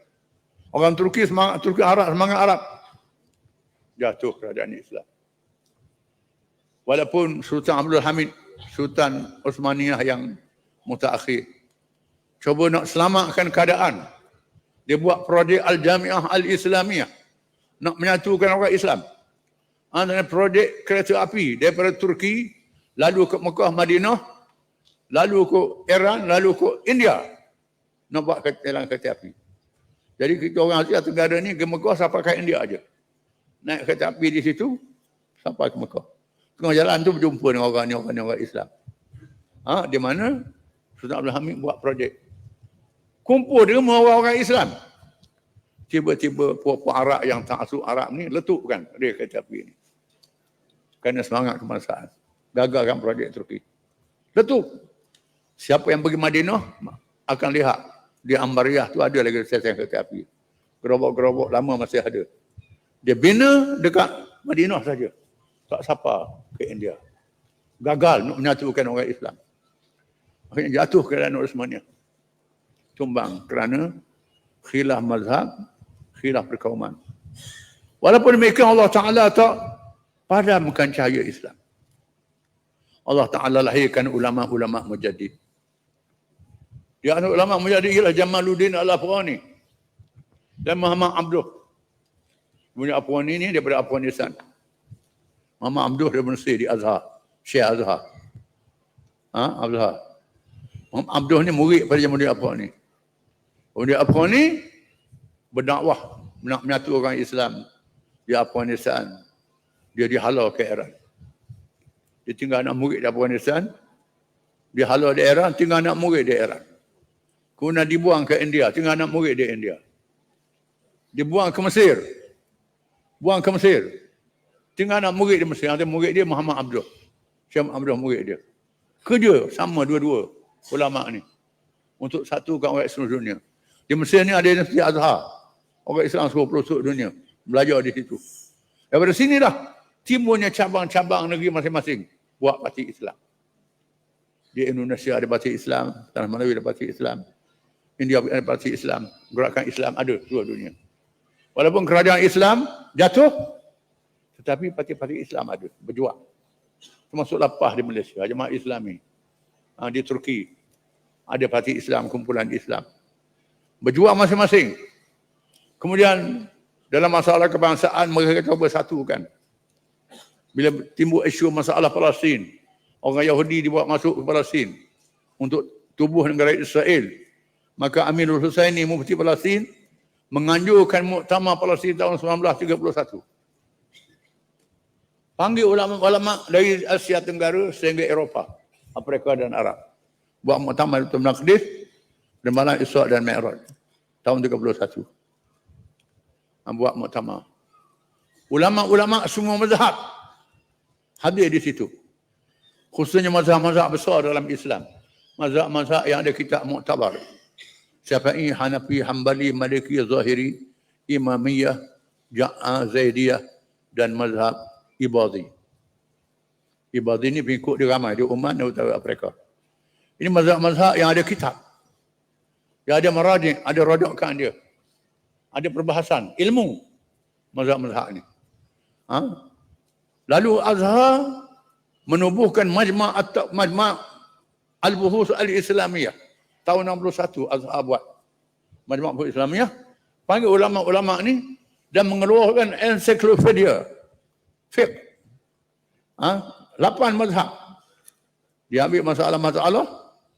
Mazhab ni hujah ni. Ini masalah faruq, khilaf. Bukan masalah akidah. Memang ada pecahan-pecahan firqah dalam semua mazhab yang menyeleweng akidah itu ada. Bukan saja dalam Syiah, termasuk dalam sunnah pun ada. Dalam sunnah di tanah Melayu ni ada ayah ping. Ayah ping tu ada sunnah dah tu. Tak ada ambil kira tu. Banyak. Di Iran pun ada juga jenis ayah ping ni. Jadi ini dijadikan benda-benda untuk dia tonjolkan benda-benda ni. Kita jadi balah balik. Lalu Mahmud Syalsud, Syekh Azhar, Hasan Al-Banna dan lain-lain menubuhkan majma' taqrib bainal madhahib al-islamiyah. Buat majma' taqrib. Untuk nak satukan ulama-ulama ni. Dan semua ulama-ulama gerakan ini bertemu antara satu sama lain. Hasan al-Banna, Syed Qutb, Khumaini, Nawab Safawi. Berjumpa. Ada uswah di Paris. Masa Khumaini buang di Paris. Uswah ikhwan dengan ada bincang untuk balik semula kuasa Islam. Balik semula. Di mana dunia barat menyangka bahawa kuasa Islam ni dimimbangi kalau berlaku di negeri Sunni di Turki ataupun di Mesir ataupun di Indonesia. Dia duduk tekan negeri-negeri ni, dia tak duga berlaku di Iran. Tiba-tiba menang daripada Islam di Iran. Lalu Khomeini menganjurkan wahdah ummah, penyatuan ummah. Ajak semua mazhab. Akhirnya Arab bergabung sama dia serang Iran. Lalu Iraq. Dibantu oleh Perancis, Britain, Amerika. Ni. Bantu tolong. Ni tak boleh dia bahaya Syiah. Baik Syiah. Padahal dia nak menyatukan umat Islam semua. Bahaya Syiah. Syekh-syekh yang tokoh kerajaan ni pula bagi fatwa pula. Habis budak-budak mundur jadi pening. Lalu Khomeini menghidupkan majma' taqrib, menghidupkan balik majma' taqrib ni. Dia buat majma' taqrib. Lantik beberapa orang pemimpin daripada negeri Islam. Seluruh dunia Islam. Dan saya dipilih daripada Malaysia, daripada Asia Tenggara. Lantik jadi majma' taqrib. Dalam majma' taqrib ni. Ini. Dan dia buat persidangan tiap-tiap tahun. Tapi berlaku perang Teluk yang pertama, perang Teluk yang kedua.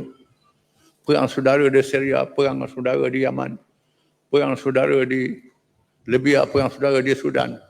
Semua perang saudara ni ialah untuk mengepung Palestin. Supaya bantuan-bantuan senjata ke Palestin tak masuk. Masing-masing sibuk dengan masalah negeri masing-masing. Kerana apa? Kerana mazhab. Orang putih dah bagi fatwa. Suruh kita bergaduh pasal mazhab. Ini sangat susah. Sangat sulit nak selesaikan masalah.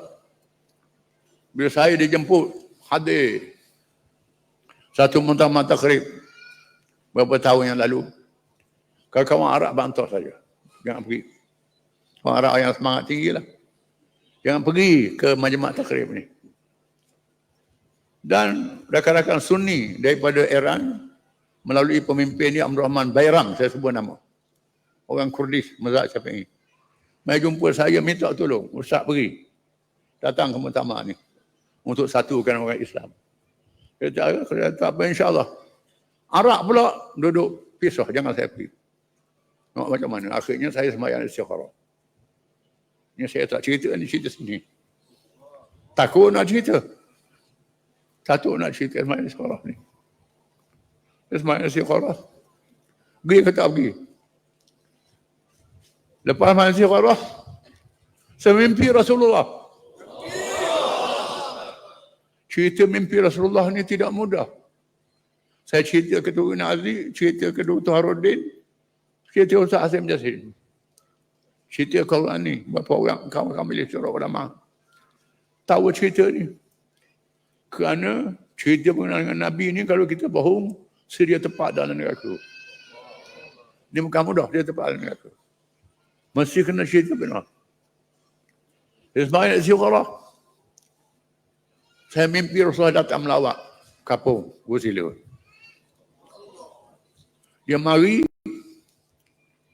diiringi oleh beberapa orang sahabat dia.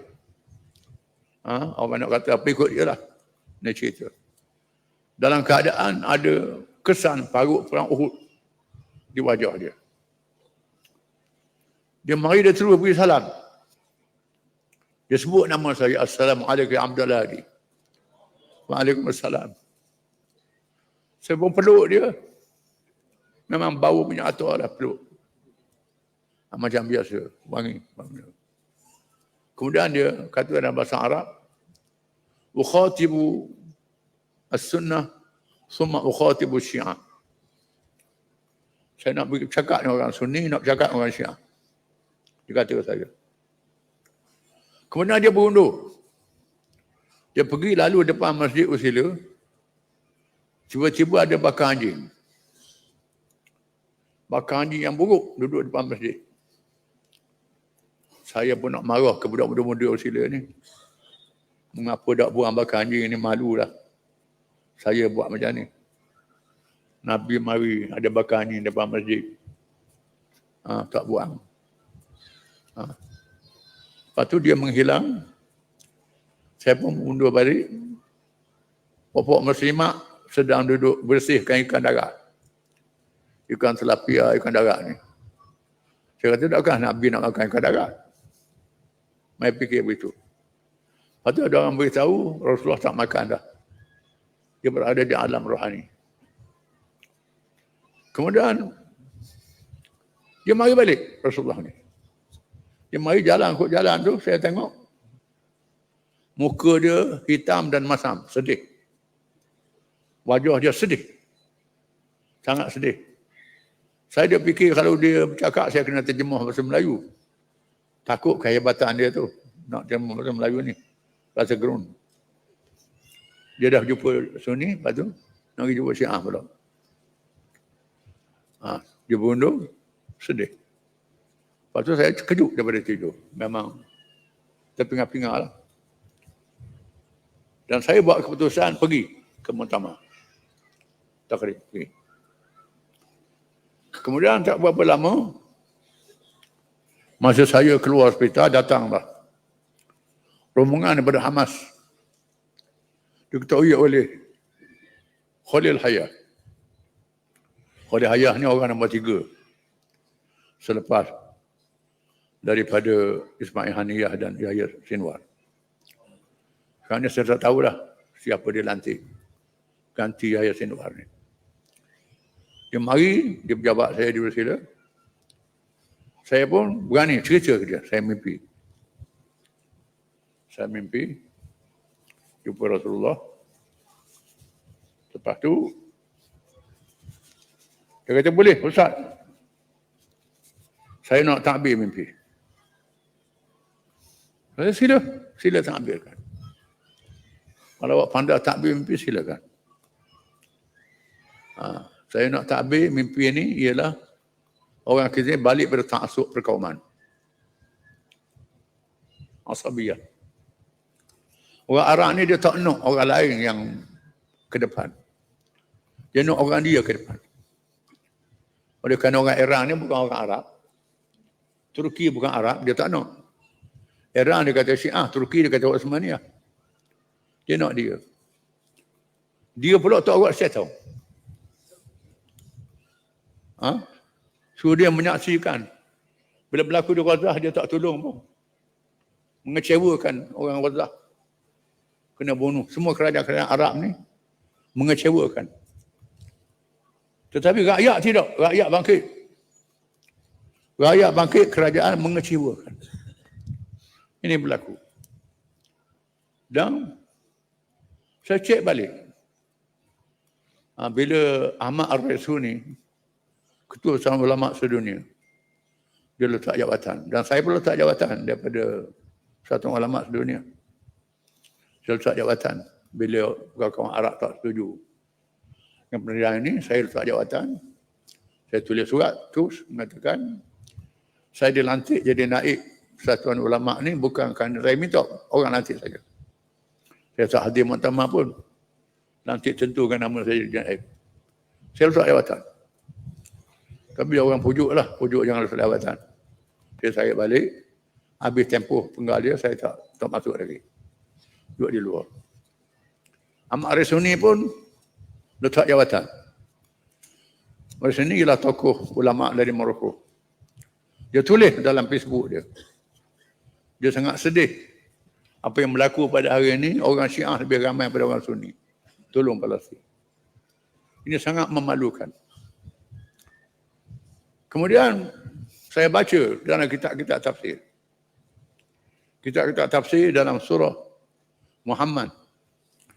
Akhir surah Muhammad firman Allah Ta'ala, wa in tatawallaw yastabdil qauman ghairakum thumma la yakunu amsalakum.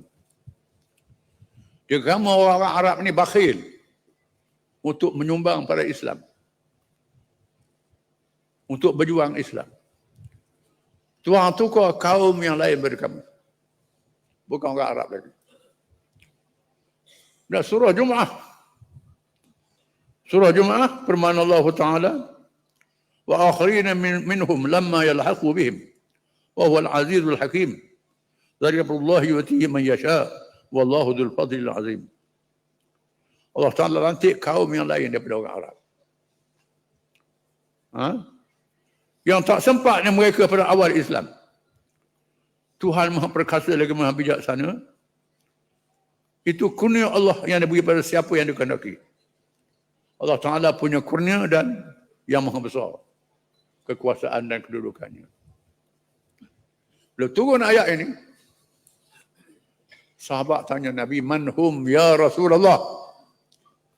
Siapa mereka ya Rasulullah? Kamu yang akan hati ini siapa? Ya Rasulullah. Nabi senyap. Sahabat tanya, man hum ya Rasulullah? Siapa ya Rasulullah? Nabi senyap. Sahabat tanya, man hum ya Rasulullah? Siapa ya Rasulullah?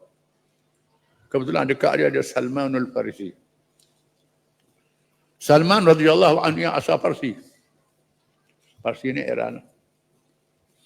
Nabi tepuk bahu Salman. Innahum min qaumi hadha.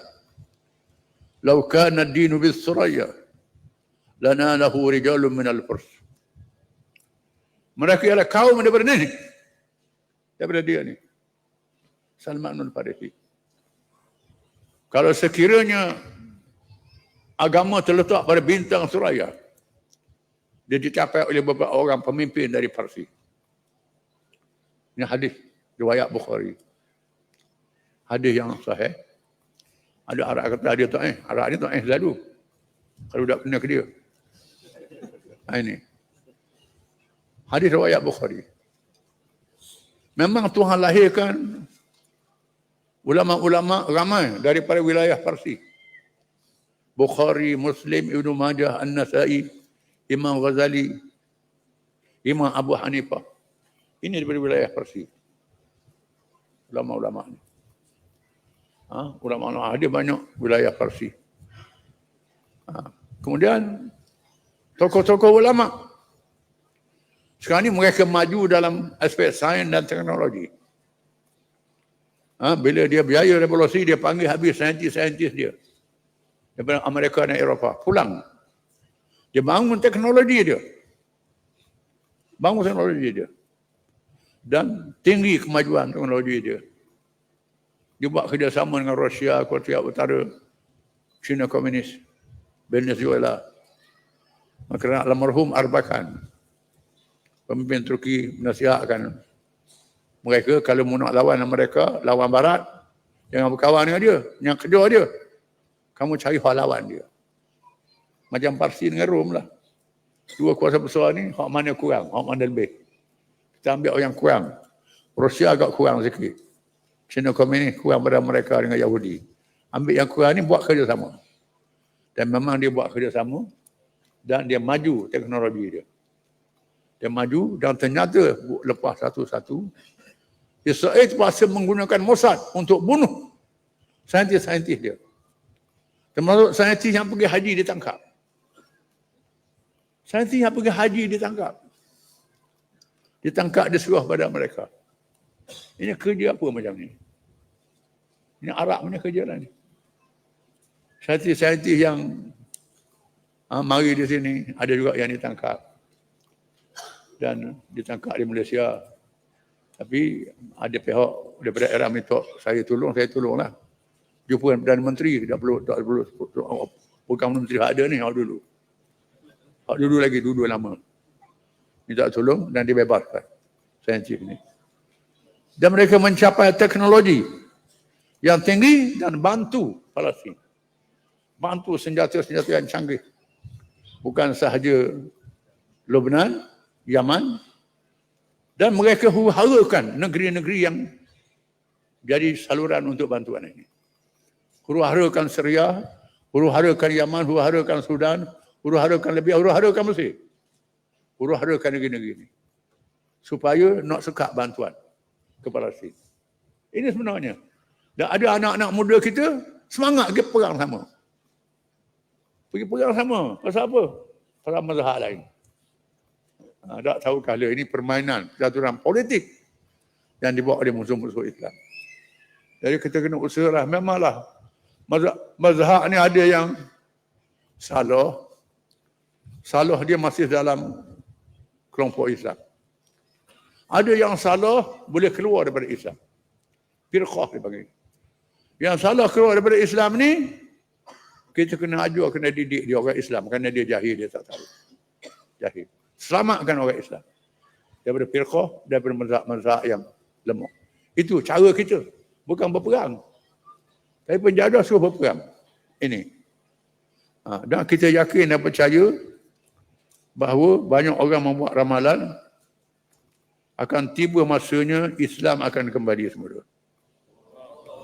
Kita yakin. Kerana Allah Ta'ala jadikan dunia ni berpusing. Lepas satu kuasa akan naik. Dan hari ini kita lihat kuasa Islam akan muncul. Muncul.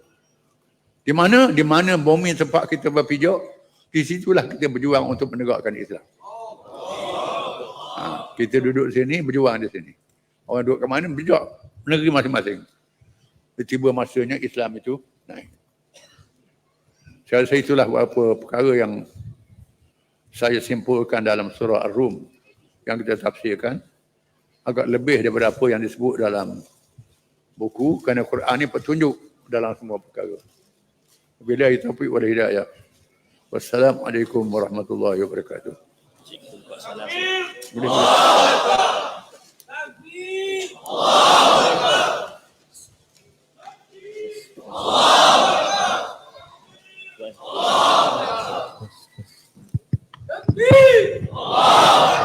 Takbir. Alhamdulillah, syukur kepada Allah Ta'ala kita telah mendengar satu kupasan sangat mendalam dan sangat besar kepada kita pada hari ini. Dan Robi Tuan Guru kita berbesar hati untuk membuka soalan kepada seluruh para hadirin pada petang ini. Mohon yang di belakang kita jangan balik lagi, sesahabat di belakang, kerana kita masih lagi ada slot bersama dengan Robi Tuan Guru kita.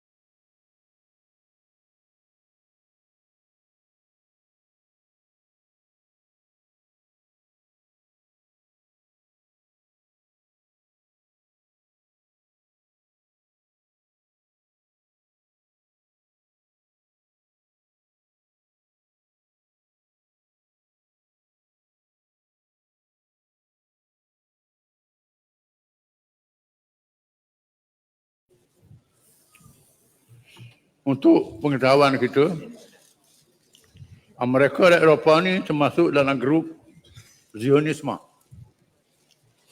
Kristian yang menganut fahaman Zionis. Bergabung dengan Yahudi yang punya agenda untuk menaluk dunia. Menunggu kedatangan kelahiran Al-Masihud Dajjal untuk menguasai dunia. Amerika, Eropah dan Kristian yang sepertinya. Dia bergabung dengan Zionis.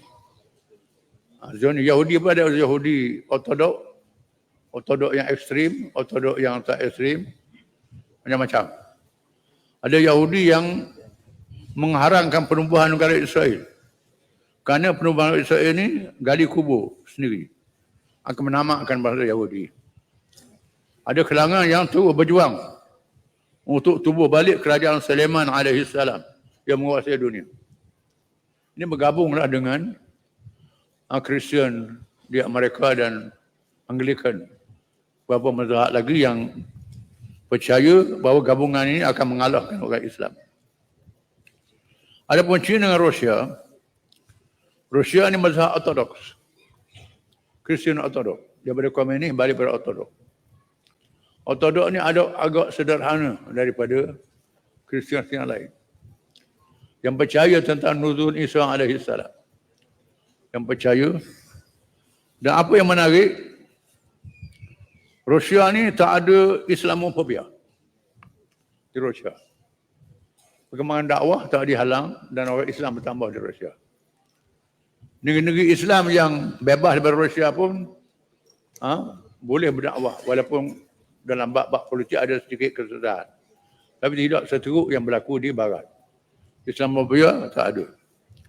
Adapun China ni, China ada dua. China Taiwan dengan China Tanah Besar. China Taiwan ni peruang mereka. Termasuk dengan dia Singapura. Yang sama dengan Amerika. Gabung. Dia sokong Israel. Adapun China Tanah Besar ni, dia bawa pada budaya China, pahaman komunis dia yang agak berubah di zaman masa akhir ni. Dan China ni budaya dia tidak menjajah. Dia nak kuasai perniagaan. Dia lain. Kalau Barat dengan Eropah ni, kena takluk negeri orang. China nak menguasai perniagaan. Itu dia perangai dia. Agak lebih ringan daripada mereka dan Eropah. Dengan sebab itu, dua-dua ni dia belaga. Blok Timur dan Blok Barat. Yang lebih membahayakan kita ialah mendukung Zionis. Dengan sebab itu, almarhum Arbakan mencadangkan kita orang Islam ni, kita kena baik dengan musuh Amerika. Untuk lawan musuh yang lebih besar. Itu taktik yang perlu kita ambil. Bahkan Profesor Imran Hussein dan beberapa komen dia percaya bahawa bila Nabi SAW turun, orang Kristian masuk Islam. Tak mustahil yang masuk Islam itu ialah Kristian Ortodok. Rusia dan lain-lain. Ini akan berlaku. Memanglah ada ayat Quran yang menyatakan orang Kristian akan masuk Islam. Dan Nabi SAW turun di akhir zaman. Mazhab salaf tentang Sayyidina Ali. Salaf ni mazhab yang berkait dengan pembahagian masa. Salaf ialah mereka yang berada di generasi 1 hingga 3 Hijrah. Abad 3 hingga Hijrah. Khairul qurun qarni thumma alladhina yaluna thumma alladhina yaluna. Sebab abad aku dan mereka yang berikut. Berikut. Ada tiga abad. Ini zaman salaf. Lepas pada itu zaman khalaf. Mereka khilaf dalam masalah menafsirkan sunnah. Masalah ayat mutasyabihat. Ulama-ulama salaf berpegang dengan zahir ayat Quran. Ulama-ulama khalaf ni berpegang dengan penafsiran yang boleh dibuat dalam bahasa Arab mengandungi berbagai makna. Itu khilaf antara salaf dengan khalaf. Adapun Sayyidina Ali ni disebut dengan radhiyallahu anhu. Allah Taala redha pada dia kerana dia sahabat. Disebut dengan karramallahu wajha kerana dia tak pernah sembah berhala. tak pernah minum arak. Dia jadi anak akak Nabi. Sebab tu dia sebut karamallah wajah. Dia muliakan dia. Dan tak jadi salah. Memanglah dia tak minum arak. Dia tak sembah berhala. Dia jadi anak akak Nabi sejak daripada kecil. Dia yang awal masuk Islam. Begitu juga orang Syiah dia bang wa anna aliyan waliyullah. Kalau dengar bang dia teruk lagi. Dia tambah bang aliyan waliyullah. Memang dalam bang Nabi ajar tu tak ada waliyullah. Tapi adakah Sayyidina Ali tu wali? Memang dia wali lah. Memang dia layak jadi wali. Cuma sebut dalam bang tu bid'ah lah. Tak dapat jadi haram. Tak dapat jadi kafir sebab dia mana waliullah tu. Tak dapat. Itu masalah-masalah khilaf, masalah cabang saja. Kerana bang ni patutnya kita kena ikut nas yang sahabat terima daripada Nabi. Tapi dia tambah anak walian waliullah. Tapi tak jadi batal semayang dengan sebab dia sebut Ali waliullah. Kerana memang Sayyidina Ali tu waliullah. Hayya ala khairil amal, dia tambah bang gitu. Marilah kepada sebaik-baik amal. Bukan makna dia bukan salah. Tapi tak ada dalam bahasa Nabi aja. Tak ada. Tak ada. Itu sajalah. Tak timbul. Kemudian sembahyang ni banyak selawat. Kemudian banyaklah benda-benda khilaf tu kalau nak. Benda-benda tambahan tu berlaku. Benda tambahan ada benda yang merosakkan agama, ada benda yang tak merosak agama tapi tak kena tambahan dia. Macam pakai kasut besar lah, pakai piah besar. Bukan jadi haram pakai piah besar.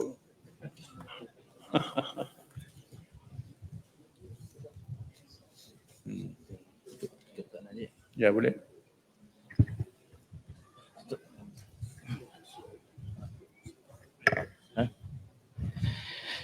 Hadirin sekalian, pada penganjur kita soalan telah pun kita tamatkan dan balik mengucapkan jutaan terima kasih banyak kepada Murabi Tuan Guru Presiden yang kita kasih atas perkongsian ilmu yang telah beliau berikan kepada kita pada petang ini. Dan Tuan Guru perlu bergegas balik dahulu kerana malam nanti akan hadir semula ke sini untuk ceramah perdana pada malam ini. Dan tuan-tuan sekalian, marilah bersama kita berdoa kepada Allah Ta'ala, mudah Allah memberikan kesihatan, keafiatan kepada Tuan Guru Presiden. Dan mohon kita bagi laluan kepada Tuan Guru untuk orang kata pulang dan doakan supaya dipermudahkan segala urusan dan perjalanan Tuan Guru Presiden kita insya-Allah, dan teruslah membawa segala pesanan ilmu yang telah pun diberikan oleh Tuan Guru Presiden kepada kita sepanjang program kita pada tahun ini insya-Allah. Dan para hadirin, sebelum itu saya menjemput Pak Urustia untuk menyampaikan sedikit cenderahati.